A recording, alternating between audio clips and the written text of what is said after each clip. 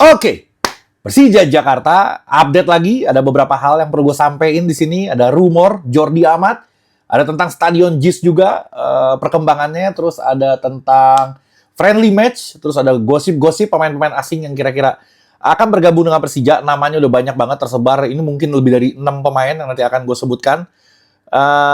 Ya pasti ini konten lumayan berisi, nggak sepanjang yang sebelumnya, tapi ini lumayan berisi. Sebelum gue mulai, masih tersisa ini lu bisa cek di keranjang di bawah, lagi banting harga, lagi sale gila-gilaan gue, karena gue mau ngeluarin varian baru juga. Jadi yang ini lagi gue habisin. Ini sebenarnya ini yang the best sellernya ya, makanya gue produksi ulang terus. Tapi sekarang masih ada tersisa beberapa, harganya juga miring banget. Jadi kalau mau kalian tinggal cek yang keranjang di bawah, langsung dapatkan di Shopee. Oke, Jordi Amat yang pertama. Ini gue udah bahas Jordi Amat, udah bahas Tom Haye juga sebelumnya kemarin. Cuman gue baru ngeliat postingan lagi, ternyata timnya Jordi Amat pun sama kayak kita. Itu lagi cuci gudang habis-habisan, dan timnya udah ngucapin perpisahan sama si Jordi Amat. Ini nguatin lagi, langsung isu lagi, langsung berkembang lagi, yang bilang Jordi Amat akan bergabung ke salah satu tim di Liga Indonesia. Dan gue nggak ngedenger juga, gue nggak ngedenger kalau ada tim lain yang minat sama dia gitu. Mungkin banyak ya yang minat sama dia, tapi isu yang ada di media yang beredar itu gue nggak ngedenger selain Persija Jakarta. Kayak Persija Jakarta yang paling serius banget ke dia. Masih 50-50, namanya juga negosiasi, bisa jadi bisa enggak. Cuman informasinya Tom Haye dan Jordi Amat ini memang ada negosiasi gitu. Jadi apa enggaknya, ya bismillah, kita doain aja semoga mereka jadi. Karena apa?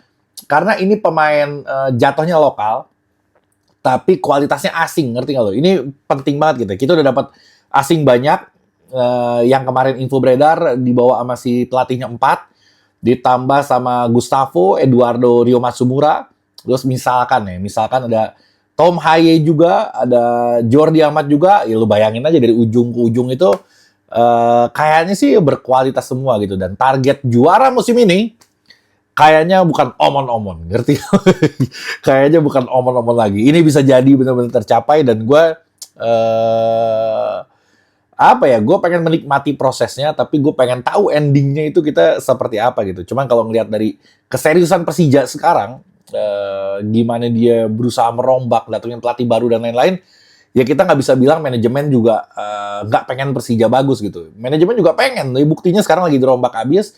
Yang dipertahanin juga cuma sedikit. Bahkan Rio Matsumura juga ada isu kalau misalkan ada yang minat sama dia mau dilepas juga, ya berarti ini menunjukkan keseriusan dari manajemen untuk berbenah dan untuk menargetkan Persija juara di musim ini. Oke, yang poin kedua, ini rumor yang beredar banyak banget namanya, cuman gue saring yang paling sering kedengeran aja gue.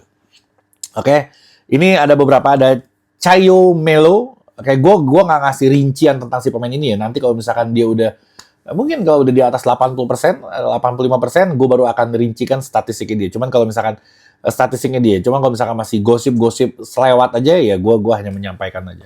Yang kedua ada Lucas Ribamar. Kalian juga udah pasti pada denger lah ini. Ada Kleberson. Nah, Kleberson juga ini yang paling masuk akal sih sebenarnya. Terus ada Jaja. Ada juga Nonato. Itu pernah gue posting juga, rame gila. Ada Sidibe.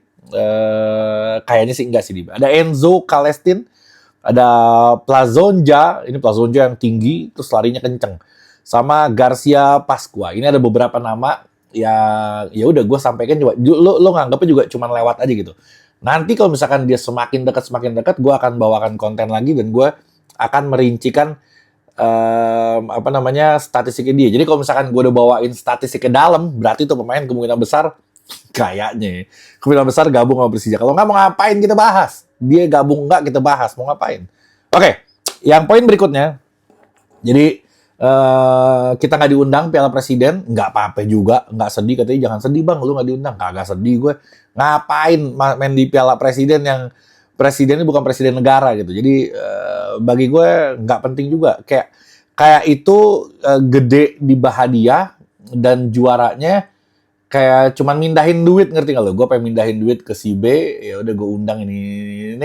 Nanti misalkan juaranya siapapun, ya itu bagian dari gue juga, ya duitnya balik lagi gitu. Kayaknya sih yang gue lihat kurang lebih seperti itu gitu. Jadi gue nggak terlalu mikirin itu. Jadi Ada tawaran juga, bahkan Pak Panca sempat ngomong katanya mau di ke apa TC ke Belanda, kayaknya udah kelewatan lah, nggak mungkin juga TC ke Belanda.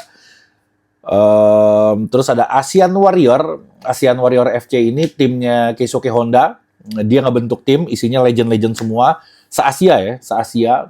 Bahkan dari Indonesia juga ada, kayak Greg Nokolo masuk di situ, terus satu lagi Arthur Irawan nggak salah. Cuman gue heran nih, kenapa Arthur Irawan kan masih aktif dia? Apa udah pensiun? Gue nggak tahu deh. Cuman nggak legend-legend amat sih sebenarnya. Cuman kenapa dia dimasukin sama Keisuke Honda, gue nggak tahu kenapa. Tapi isinya pemain-pemain top yang ada di Asia gitu. Nah, tim ini bakal main lawan Selangor nanti tanggal 26 Juli. Setelah itu, dia ke Indonesia uji coba tanggal 30 Juli sama 3 Agustus. Dia punya 2 jadwal kosong. Nah, Persija diundang untuk apa namanya diajak lah, bukan diundang, diajak untuk latih tanding, mainnya pun di JIS. Tapi Persijanya juga sekarang lagi mikir-mikir kayaknya apa namanya efektif apa enggak, mau apa enggak. Ini apa namanya lawannya juga bukan pemain profesional yang masih aktif. Ya gue sih kalau menilai ya, mau ngapain juga gitu. Mendingan kita undang Selangor aja, kita undang sekalian, atau kita undang tim-tim dari Malaysia, dari mana, dari Thailand, daripada kita mesti ngelawan Asian Legend yang sebenarnya nggak legend-legend amat juga gitu. Sayang, buang waktu, buang energi juga, dan nggak ngejual gitu, mau ngapain. Gue yakin nggak akan rame juga yang datang kalau misalkan lawannya Asian Warriors FC. Nggak sepenting itu. Jadi bagi gue, mendingan di skip untuk lawan legend-legendan itu, mendingan lawan tim yang beneran, nggak usah dari luar negeri, yang dari tim Indonesia pun nggak ada masalah gitu. Kita bikin trofeo atau apa, undang tim-tim Indonesia doang juga oke-oke aja gitu. Oke, terus yang berikutnya, Rico Simanjuntak. Rico Simanjuntak sebenarnya masih ada kontrak sama Persija. Kemarin di PSS, dia dipinjemin, terus masa peminjamannya habis, dia harus balik ke Persija sekarang, tapi gue nggak tahu apakah pelatih baru butuh dia atau enggak. Cuman kalau gue ngelihat, yang kata Pak Panca, kalau misalkan pelatih barunya itu nanti bawa 4 pemain, 1 gelandang bertahan, 1 gelandang serang, 2 winger, depan Gustavo, ada Ryo Matsumura juga, rasanya untuk Rico Simanjuntak agak sedikit kerepotan kalau untuk bersaing di starting untuk musim ini gitu. Nah, idealnya gimana ya? Untuk sekelas Rico Simanjuntak duduk di bangku cadangan, sayang juga gitu. Mau ngapain? Ini orang bagus, sebagus itu. Terus kalau hanya untuk duduk di bangku cadangan, untuk jadi pengganti, nggak pantas. Dia pantasnya menjadi pemain utama. Kalau mikirin nasibnya dia, sepertinya dipinjemin lagi itu solusi untuk si Rico Simanjuntak gitu. Atau dijual sekalian, karena kontraknya tinggal setahun lagi. Kalau misalkan dipinjemin pun di akhir musim habis, ya balik juga ke Persija juga enggak. Atau dijual, atau ya mau nggak mau rolling, dia bisa jadi super sub untuk Persija Jakarta. Sayang, tapi gue ngeliat kualitas Rico, apalagi pas terakhir kita lawan Sleman, Rico main gila-gilaan. Bagi gue sih, walaupun ada asing ya, kayaknya posisi sebelah kanan tuh Rico sih masih pantas untuk ngisi. Menurut gue seperti itu. Terus yang berikutnya yang terakhir, JIS. JIS juga kayaknya, jadi gini, banyak yang nanya, Bang kenapa sih kita nggak pernah full stadion tier 1 terus yang dibuka tier 2 nggak dibuka? Kenapa nggak di-fullin sampai ke atas gitu? Yang pertama, lu pada beli tiket apa enggak? Lu pada datang apa enggak? Belum tentu juga. Karena kemarin dibuka tier 1 juga nggak perlu amat. Tapi gue ngewajarin. Karena apa ya? Karena kualitas performa dari Persijanya juga lagi nggak bagus-bagus amat. Bagus-bagus aja kita penonton terbanyak se-Indonesia yang datang ke stadion. Kita terbanyak se-Indonesia yang datang ke stadion. Segitu performa lagi hancur lebur. Apalagi kita performa bagus. Jadi kalau pengen stadion penuh, nggak usah repot.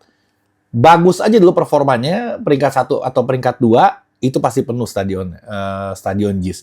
Lo nggak perlu mikirin tier 1, tier 2. Lo jual semua juga, itu tiket bakal laku habis gitu. Tapi ada kendala. Kendalanya dari parkirannya, dari segala macam, akses dan segala macamnya, itu memang belum bisa dibuka semuanya. Itu yang jadi pertimbangan Persija selalu buka yang tier 1 doang gitu.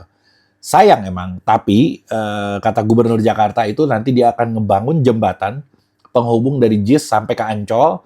Itu kurang lebih panjangnya 300 meter. Nanti kemungkinan besar parkirnya di Ancol, dari Ancol jalan kaki nyebrang jembatan sampai ke Stadion JIS. Nah, masalahnya masuk Ancol tuh nggak murah gitu. Masuk Ancol tuh kendaraan lo bayar, orang yang di dalamnya juga bayar. Misalkan lo naik mobilnya bayar, ada 5-6 orang di dalam, ya 6-6-nya bayar juga. Terus mungkin nanti parkirnya juga, gue nggak tahu ada bayar lagi apa enggak. Tapi untuk parkiran itu nggak murah untuk masuk ke Ancol.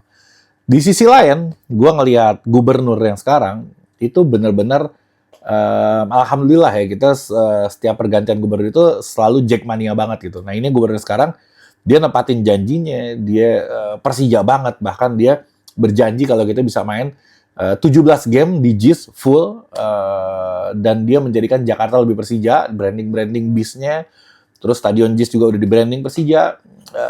Ini gubernur oke lah. Jadi dia gubernur dan wakil gubernur nepatin janji, alhamdulillah. Dan kalau udah pemerintah sama klub ini bersinergi, kemungkinan besar sehatnya klub itu bisa terjadi gitu. Jadi kalau misalkan klubnya sehat, otomatis kualitasnya atau performa timnya juga akan lebih sehat lagi. Mudah-mudahan aja. Oke, beres. Sekian dari gue. Assalamualaikum warahmatullahi wabarakatuh.